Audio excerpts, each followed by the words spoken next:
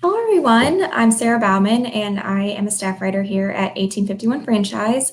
Thank you so much for joining us today for a discussion around our 2020 website awards. Today, I have the partner at FRM Solutions and the newly formed Zor Forum, as well as the executive producer and host of the Franchise Today podcast, Stan Friedman, with me, who is one of our judges this year.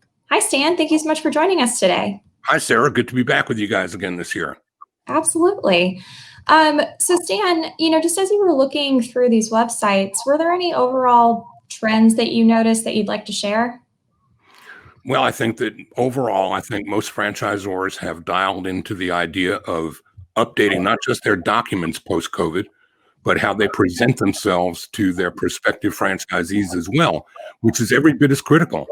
There's a whole new audience of displaced people taking a look at franchise opportunities now that weren't in the market 6 months or a year ago. And they're different for many reasons, and in many cases, than those who might have been there before. So your websites today that attract them really, really need to dial in on that and make certain you're not leaving people behind because you're not hitting the right buttons. Absolutely. I 100% agree. Well, to that point, what were some of the aspects that were added to highlight, how businesses are handling COVID that really stood out to you? I think those concepts that are dealing with cleaning or those types of things that were there before are still there, but how you present yourself, I think, is critically important. I saw on, one of the sites, which I think was 360, that had pictures of those on the front page of the site wearing masks. To me, that just says you're up to date. These people are on top of their game. They're trustworthy.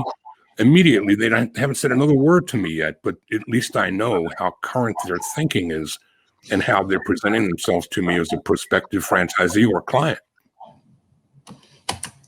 Absolutely. Well, so when you are thinking about clients, obviously you want to be making sure that, anyone who becomes a prospective franchisee knows exactly what you're about and, how being a part of your business will benefit them. So what is the difference between good content and bad content to that point? Obviously, you can put a lot of information on your website, but what were some pieces that you saw that really stood out to you that drove home that point of why, franchisees should buy?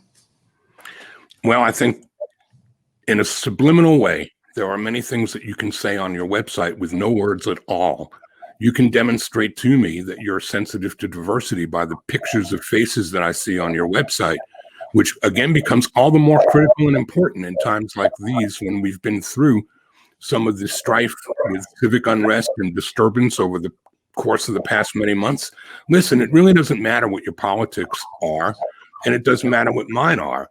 If we're in this to bring people to our concepts of all sizes, shapes, and colors to demonstrate that we are in the business of putting people in business, all people in business, then let your site reflect that in ways that embrace and give comfort to somebody who may look different than you as a franchisor, but wants to serve communities that don't look different from them. Just demonstrate that and show them that it's important to you too.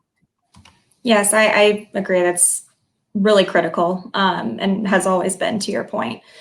Well, so then from a visual perspective, content can only get you so far if your website doesn't stand out to people, visually. So, what were some aspects of websites that really stood out to you? Did anyone use a chat box well? Just those kind of visual pops that really draw people in. Chat boxes to me sometimes draw me in, but other times they become an annoyance when they jump in front of the content that I want to read and say, me, here I am, I'm over here. So I think chat boxes, like anything, should be used with moderation.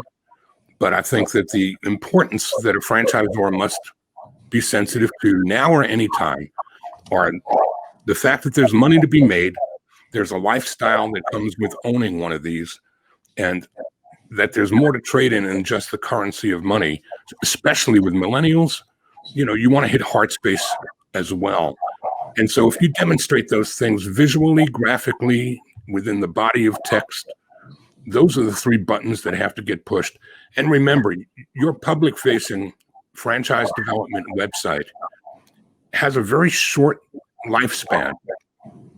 Its job, in my point of view, is to do nothing more than to get somebody to raise their hand and self-identify by giving you either an email address, a text way of reaching them, or some point of contact to get back in touch with them.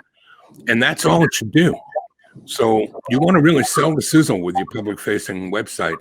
And by hitting on those all-important data points of you can make money here, we're sensitive and conscious to the world that we're in right now. There's a great lifestyle and an opportunity. Just give me some information so I can get back to you and tell you more about what it is you want to know. That's it. That's all you want to do with that public-facing website. Absolutely.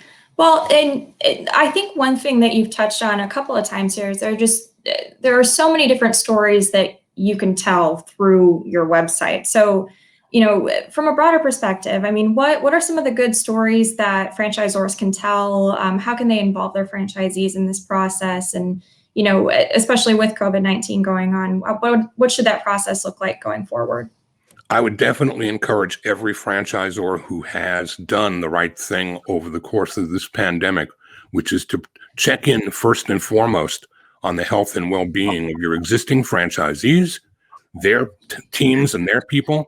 If you've done the job that you should be doing and should have done during this beginning of this pandemic, then you have some incredibly wonderful validation stories that are out there for you to be collecting and harvesting.